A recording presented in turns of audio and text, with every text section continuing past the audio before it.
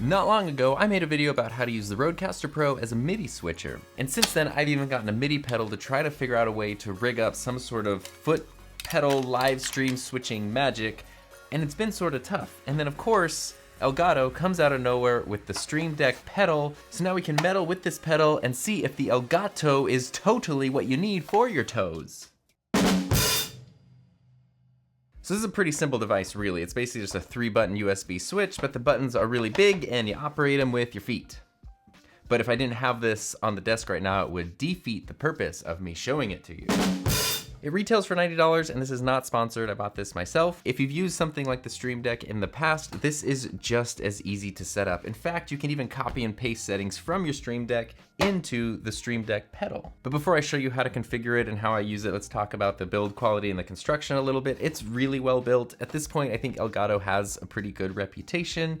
The thing I like about Elgato stuff, at least the things that I have used, like the cam link, the Stream Deck, the video capture, now the foot pedal, is that they actually seem to be designed by people who use these things. Sometimes you can find things that seem pretty neat, but they end up kind of being more of a solution in search of a problem, and they don't really fit organically into your workflow. Even if it seems cool and you're trying to find ways to use it, this is something that actually solves a lot of problems for me. The bottom of it is all metal and the top is all hard plastic. I have no issues with the durability of this. It seems very strong. I'm sure you could break it if you just jumped on it with your full body weight in a big pair of steel-toed boots or something. But if you're just using it like a normal person, it's gonna be fine. As somebody who's been using guitar and drum pedals for the past 20 years plus, this is not as well built as these, which are just big hunks of metal, but I also have absolutely no worries about this falling apart through a lot of use. And most of the time, honestly, when I'm in here using it, I'm either barefoot or wearing socks. So it's not like I'm smashing it with shoes anyway, but it could more than stand up to your shoes being used on it, should you choose to do that. Now it does come with different sets of springs to adjust the tension of the pedals, which I think is actually pretty cool. So if you unscrew these 6 screws here, you'll see there's different springs installed in the pedals. It comes with a medium tension. I put mine on the hardest tension, so that way if I have my foot resting on it, I'm less likely to accidentally trigger a pedal, but that's just totally personal preference, up to you. The hardest tension is what I've been liking so far. And basically you've got a left and right pedal, and then one big pedal in the middle. Elgato says you can also block out the pedal so that way it doesn't move and you can just use it as a footrest, but I'm not going to spend $90 on a footrest, so that seems like a really dumb idea. But you do you. And of course, as you'd expect, it includes the USB-C cable you would need to get started, and then it works basically just the same as a Stream Deck. There is a little blue LED indicator light to let you know that it's on, and now we can configure it, if I can figure out how to screen record.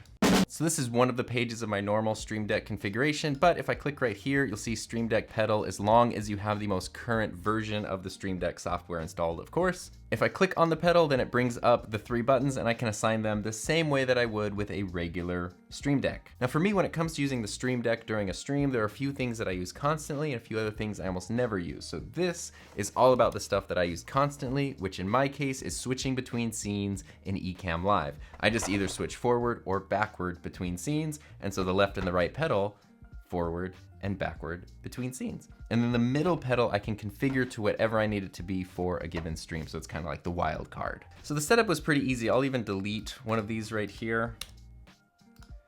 So that was my previous scene button. All I did was I just went to my regular Stream Deck configuration and then just copied some of the commands, went to the pedal, and then pasted the command, and it's set up and ready to go. And of course, just like with the regular Stream Deck, you can have different profiles. So if you want to select a different profile, different streams, it's configured differently. That's entirely up to you. So now if I want to do something like start a stream here, I can do that. I can push the pedal, and then here I am at my default scene. I'm going through my scene and I want to jump over and do a screen share because I'm showing something. Look at that, it's amazing. And then I want to jump back over here and I want to jump back to the screen share. And that is so amazing. It just totally blew my mind, and it's so crazy.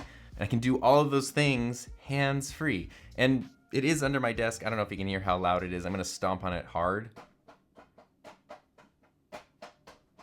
I would pretty much never use it that hard. This is kind of normally if I'm talking. I'm gonna switch back to a scene, switch forward, add on some anime lines. So now you can kind of hear if it's loud enough to be picked up. It's not really an issue to me. The MIDI foot switch that I was using before was a little more distracting because it would be like, hey, that's a great point. Let me cut to your shot. What else do you have to say about that? Oh boy, that's amazing. This just wasn't working because it's really loud and I have to talk over this loud noise. So why on earth would you even want to use a foot pedal in the first place? Well, hands down, this is a perfect solution for me because as much as I really like my Stream Deck, I actually do get kind of flustered with it during streams sometimes because it's something I have to focus on, something I have to pay attention to. Even if I have it positioned close to me, I'm always kind of looking and pushing the button. I usually kind of know where things are, but there's still, as you're talking to someone, and then you slowly kind of reach over to like push a button, I find that distracting, both as the person in the stream and as a viewer. Most people probably don't care, but it does bother me a little bit. Being able to just be fully immersed, talking to someone, streaming whatever I'm doing, and then just switching between different scenes, switching between different graphics, whatever I might need, just using my feet is incredibly helpful. And that's really just approaching it from my point of view, which is sort of like fewer distractions on screen. But if you're somebody who streams games or something like that, where your hands are going to be busy because you're using a controller, you're doing a mouse and a keyboard the whole time, being able to switch angles or cameras, put comments on screen, all without having to take your hands off the controls is pretty awesome. And if you're somebody who does like hands-on building streams or something like that, or even as you're recording and you just want to do one single take, recording into Ecamm or OBS or something, say you're doing like a PC build or a small, I don't know, scale model build or something, and you have a bunch of tools and things that you're using,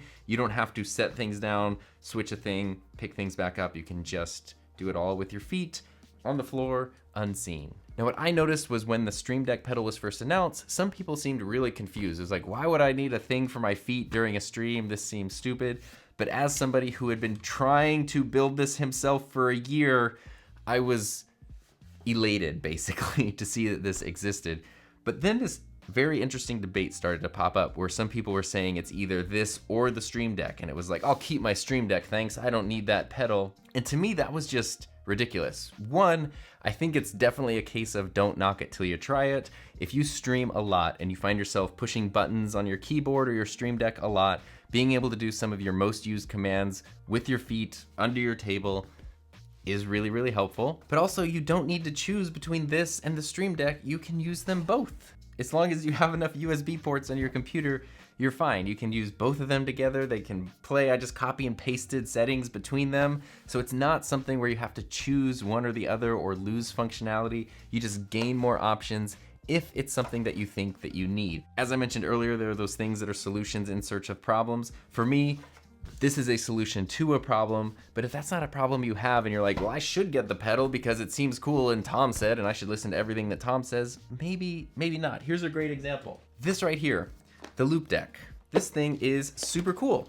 It's kind of like a Stream Deck, but you configure it a little more differently and it has more physical buttons and dials. And I use the Stream Deck a lot, so I was very excited for the Loop Deck, but I have been going loopy trying to figure out a way to put this into my workflow. And I've seen so many videos where people have it as part of their workflow and they use it and they love it, but it's just not clicking for me.